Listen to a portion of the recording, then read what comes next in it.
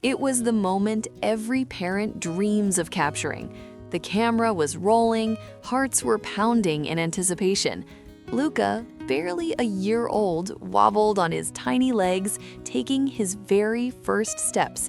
But he didn't walk towards his mother's outstretched arms. He didn't walk towards his father. He walked straight towards Vito, the family dog, as if he was the only destination that truly mattered. To understand the weight of this choice, you have to know who Vito was before the baby arrived. He wasn't just a pet, he was the king of the castle, a spirited, high-energy dog with a streak of mischief a mile wide. He knew exactly how to manipulate his humans with one soulful look, and he was used to being the undisputed center of attention. When we found out we were expecting, a quiet knot of anxiety tightened in our stomachs. How would a dog so used to being number one handle being number two? But dogs have a sixth sense that science can't explain. Vito changed before our eyes.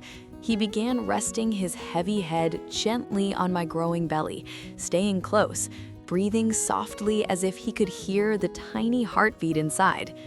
We often sat in the nursery, staring at the empty crib, wondering, would he be jealous? Would his wild bursts of energy be a danger to a fragile infant? We prepared for the worst, imagining baby gates and separation. We didn't know if Vito would take his role as big brother seriously, or if his playful nature would turn into a liability. The day finally came.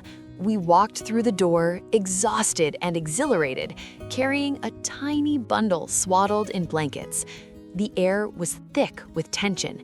Vito approached slowly, his claws clicking on the hardwood floor. Sniff, sniff, sniff. He inhaled the scent of milk and new life, his ears twitching with intense curiosity.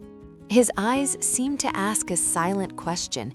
Is this little human staying for good? And then, the answer settled deep in his soul. From that moment on, something fundamental shifted in his DNA. The wild dog vanished. The guardian emerged. His muscles relaxed, and he sat down with a heavy sigh of acceptance. The change was physical and immediate. The bursts of energy that once sent him crashing through the living room like a tornado slowed to gentle, deliberate steps around the baby. It was as though he understood the physics of fragility. He navigated the space around Luca with the precision of a dancer, terrified of making a single mistake. He took up a new post. He spent hours lying beside Luca's bassinet, chin on his paws, eyes watching, waiting. If Luca stirred, Vito's head popped up instantly. If Luca cried, Vito was the first to whine. He wasn't just a pet anymore. He was a furry baby monitor with better instincts than any machine we could buy. Over the weeks, their connection deepened into something tangible. Vito, who had never cared much for sharing his toys, began bringing them over to Luca. He would drop a slobbery ball or a squeaky bone right next to the baby. It was his way of sharing, of giving something he valued to someone he loved more than himself. We watched these interactions with relief washing over us.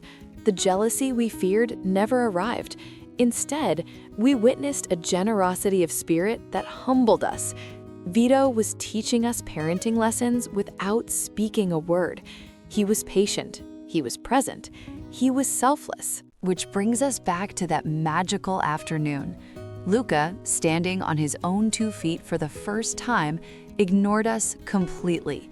He reached Vito, threw his small, chubby arms around the dog's thick neck, and buried his face in his fur. Vito remained perfectly still, almost holding his breath, absorbing the hug as if it was the greatest reward of his life. From then on, the house was filled with a new kind of noise, the sound of little feet chasing paws. Luca loved to run, his giggles echoing through the rooms like wind chimes. And Vito? He followed close behind, never too fast to lose him, never too far away to catch him if he fell. They became partners in crime, Mischief managed together, sharing snacks when they weren't supposed to, crumbs falling from Luca's high chair directly into Vito's waiting mouth, building forts from couch cushions where Vito served as the furry carpet inside. They created a world where adults were just guests. And the naps. Oh, the naps. They would curl up together on the rug, a tangle of limbs and tail.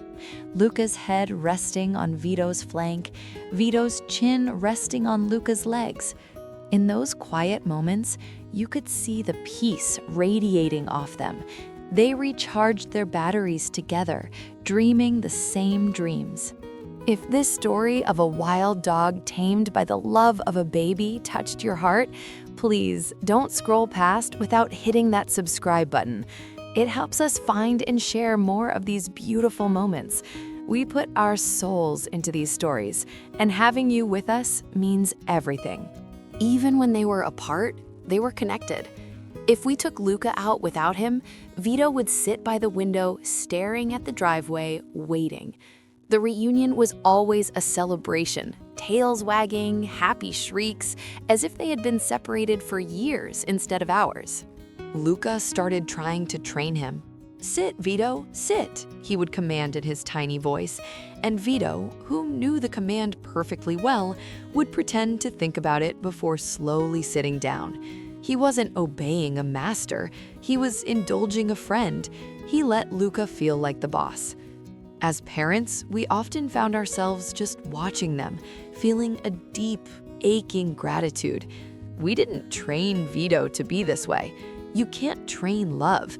It was instinct. It was heart. It was a choice he made every single day to love this little human more than himself.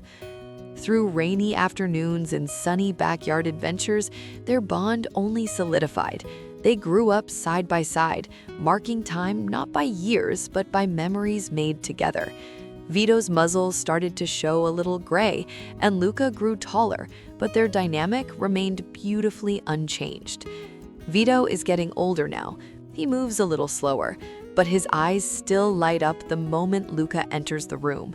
He is a testament to the fact that dogs aren't just animals we keep in our homes, they are souls we invite into our families to make us whole. Now, Luca reads to him. He sits on the floor, book open, showing Vito the pictures, and Vito listens, or at least pretends to, his ears perking up at the sound of Luca's voice. It is a quiet intimacy that speaks volumes about their relationship. If you have ever doubted the power of the bond between a child and a dog, just look at them. It is pure. It is unconditional. It is a love that asks for nothing in return except presence. It is the kind of love we all spend our lives searching for. Family isn't just about blood. It's about loyalty. It's about care.